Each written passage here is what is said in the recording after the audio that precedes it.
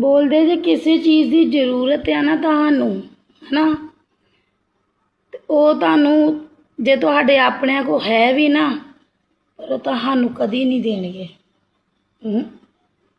ਉਹੀ चीज़ तुसी किसी बाहर वाले तो मंग लो ना, वो चीज़ दे देगा, पर जे तुसी अपने तो मंगोगे, अपना नहीं देगा, कदी भी नहीं, क्योंकि अपना कुछ देख ही नहीं सकता है।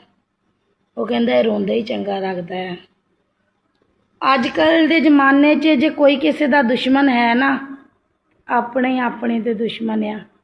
बस करो यार, ना करो इदां। अपने भैन भरा दियां टुटियां बावां भज्जियां बावां अपने गल नूं आउंदियां वा। नौहां ना मास कड्डी अड्ड नहीं हुंदे, पर तुसी सारे भज रहे हो, ना भज्जो, ना भज्जो।